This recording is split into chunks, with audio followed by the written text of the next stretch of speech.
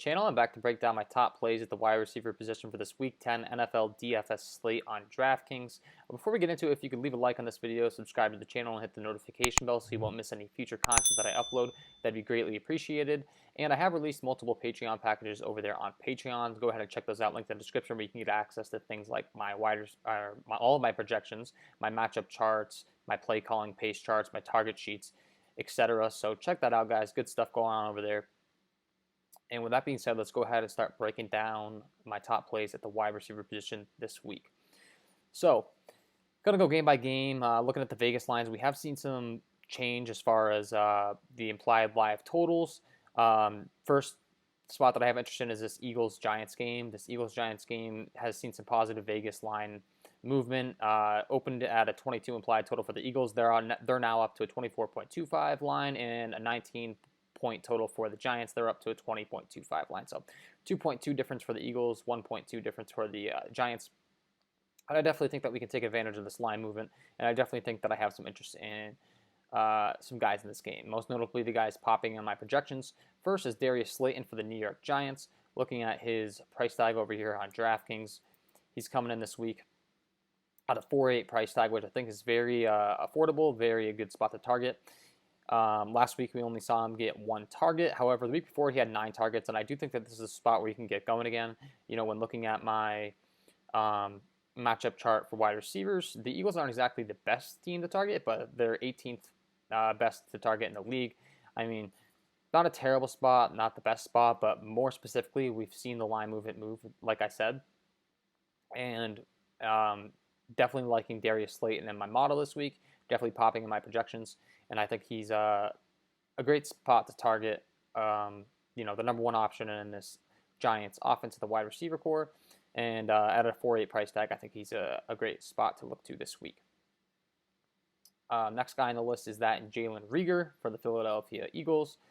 Reagor is a guy that has seen a large target share increase along with all of these Eagles receiving options due to the injuries. You know, we don't have to worry about a guy like an Alshon Jeffrey or a Zach Ertz taking targets away from him right now. They're pretty thin. So Reagor's definitely a guy that's popping in my model. At only 4.2, I think he's a great option on DraftKings. You can see last week out, he had 6 targets, only 16 yards, but he did reel in a touchdown catch. And at only 4.2 on DraftKings, I think he's a steal this week. Grading out very, very good on my projections, almost scary good, to be honest. I mean, with the other guys and names that he's around, I think I'm going to be very heavily exposed to Jalen Reagor this week. And it's a combination of the Eagles being short at wide receiver and, you know, just his price tag. He's 4.2. It's very affordable. We talked about the Vegas line movement. I think he's a great spot to look to this week.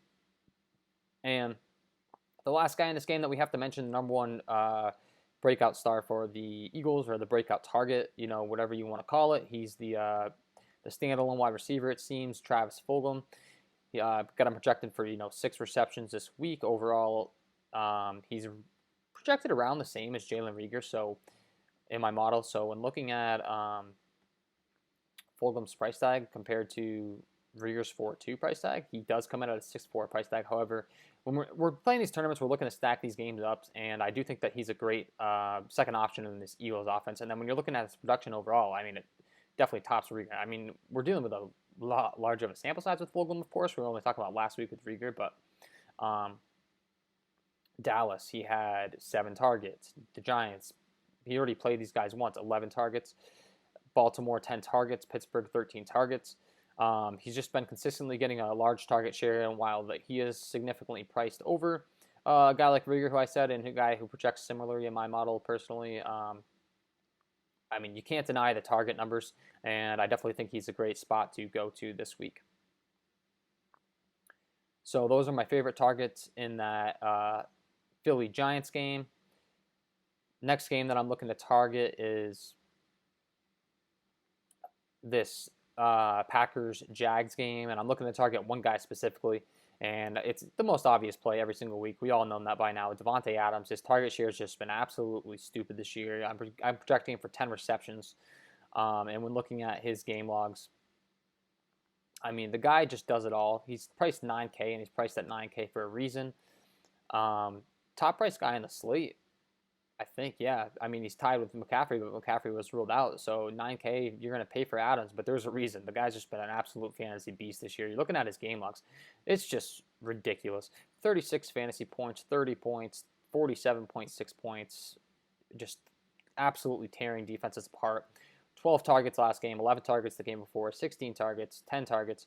And then when you're looking at the Vegas line, the Packers are implied to score 31 points in this one. So you have to think that Devonta Adams is going to be a part of that offense. And specifically when looking at my wide receiver matchup chart and looking at who he's taken on in the Jaguars, they're a team that we're not really scared to target. 13th best team to target in the league as far as wide receiver. DK points given up this year. 38.3 DK points a game to wide receivers. So we factor in Devonta Adams' involvement in the offense, and you factor in that they're implied to score, 31 points. It doesn't get much better. You're going to pay for him, but for good reason. The only thing that scares me a little bit off him is the game script. If they get out ahead early in this one, and they start running the ball, of course that's going to limit his upside. But when you're looking at the Green Bay Packers play call tendencies on my play calling pace chart, I mean, they've been pretty consistent across the board. 35 pass attempts per game, 502 plays total, 63 plays per game. Pretty decent pace to this offense, and pretty balanced across the board. We don't have to worry about them going run heavy. They like to sling it with Rodgers being their QB. The only thing that scares me off him in this spot would be the game script. If they get ahead early and they're just going to be running the ball a ton, of course, that's going to limit Devonta Adams' upside. But, I mean, if they get ahead early, I have a feeling that Devonta Adams is going to be a big part of that. So, great option, as always, week in and week out. You got to like Devonta Adams this week. Next guy on the list that I want to talk about, if we can get to this next game for Vegas. I don't really have any interest in these games in the late 1 o'clock or the late 1 o'clock of these last games listed in the 1 o'clock. But what I do have interest in is the Buffalo Bills Arizona Cardinals game. Definitely some interest in some of these wide receivers in this one. Starting with DeAndre Hopkins. Once again, an absolute fantasy beast. Just his target share is ridiculous when looking at my target sheet. You can see DeAndre Hopkins is number 7 in the league in targets this year with 76 targets so far. And, he's number 2 in my projections this week, I believe, as far as fantasy points. And hint, number 1 is Devonta Adams. But, yeah, definitely have interest in DeAndre Hopkins. Taking a quick look at the Vegas lines. This game opened with the Bills at a 25.5 total, the Cardinals at a 26.5. We've seen the Cardinals bump up 2.8 points and the Bills bump up 1.2 points. So Vegas is liking this game to be an absolute shootout. I have a feeling this game's going to be very chalky, but for good reason. Vegas is good at what they do, and when you see line movement like that, your interest should be increasing. When looking at DeAndre Hopkins' game log, you can see week 9, 3 targets. Didn't really show up in that one, unfortunately. Week 7 against Seattle, he had a big game.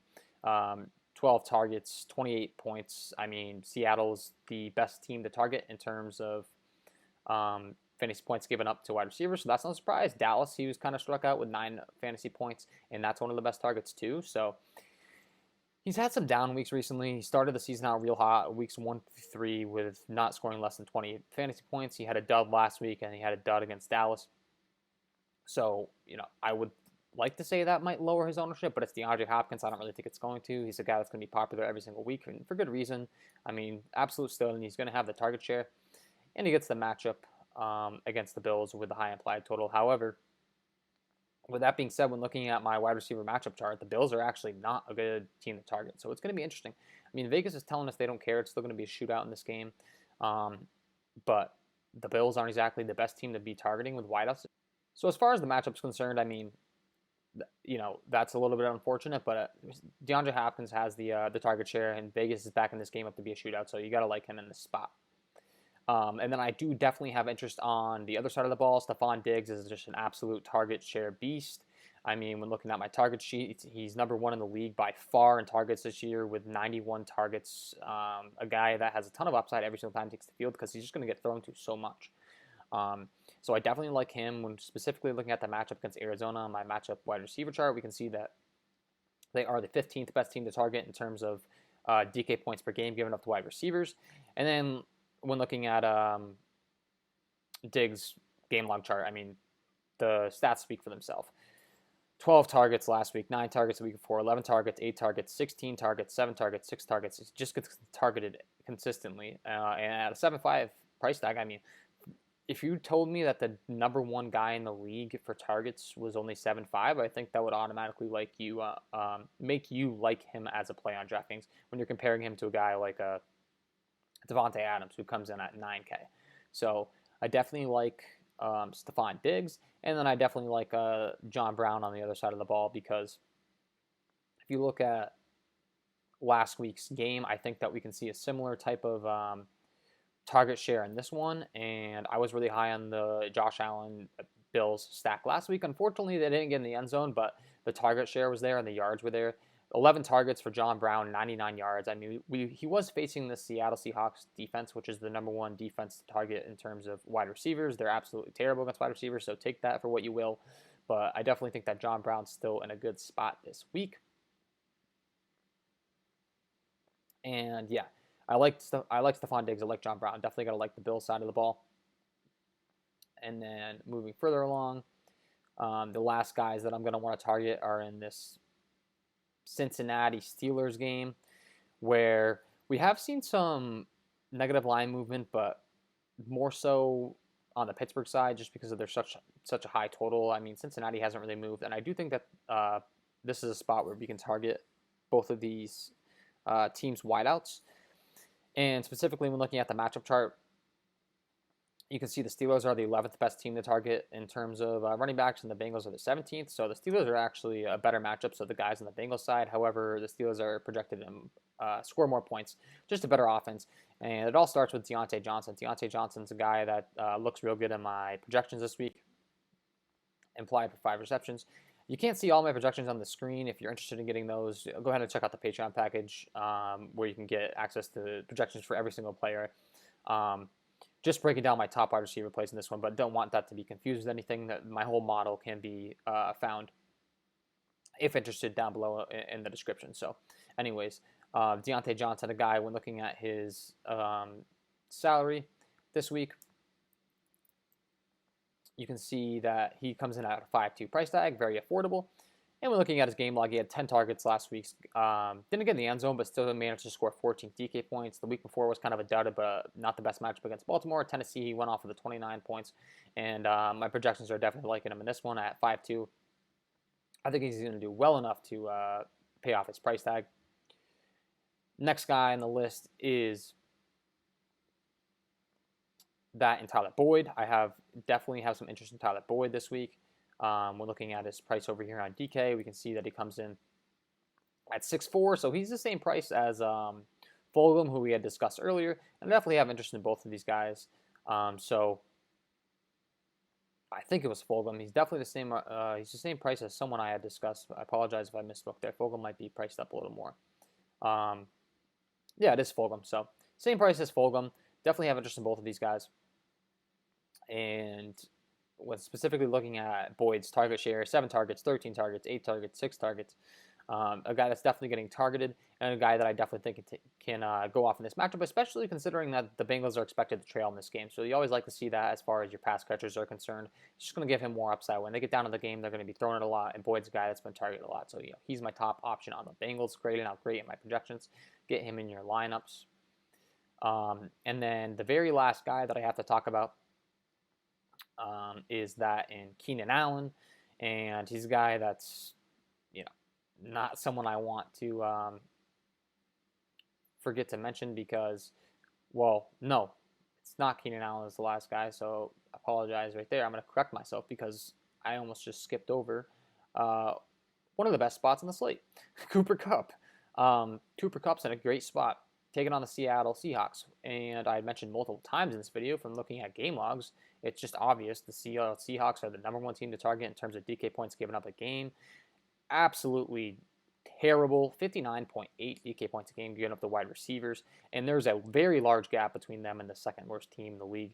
the Seahawks are a team you just want to target wide receivers every single time they take the field.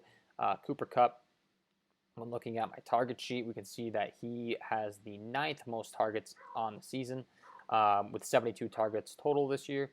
And taking a quick look at his game logs, I mean, the guy just does it every single week, week in and week out. And not to mention the chemistry that him and Jared Goff have, it just really stands out. He's a guy that Goff loves to target. 20 targets last week. 20 targets. If that doesn't tell you that they like each other, I don't know what does. He got a little bit of a price tag increase up to 6'9" compared to 6'5", but I don't care. My model still loves him at that price tag. And, I mean, you can't mention enough about the matchup. These Seattle Seahawks have just been terrible all season long against wide receivers. So I do want to mention Kupp. And then the very last guy that we kind of skipped over here, this game, but when looking at the Vegas total for the Chargers game, you can see that they do have a 23.25 implied total. And more importantly, the guy that we're going to talk about is Keenan Allen, who's just been a target share beast. I got him projected for 9 receptions. Grades out to be the 3rd highest scoring wide receiver in my projections this week. So you got to have interest in Keenan Allen. When looking at my matchup chart, taking on the Miami Dolphins, you can see that the Dolphins are the 10th best team to target this year in terms of DK points given up a game to wide receivers. And specifically when looking at the game log for Keenan Allen, you can see that his target share is tremendous. 11 targets, 12 targets, 13 targets the last 3 weeks. He's got 25, 21, 28 DK points. Gets the job done week in and week out, and he's definitely the top option on this Chargers offense and definitely a top wide receiver option for me this week. So those are my top wide receiver options for this Week 10 NFL DFS slate on DraftKings.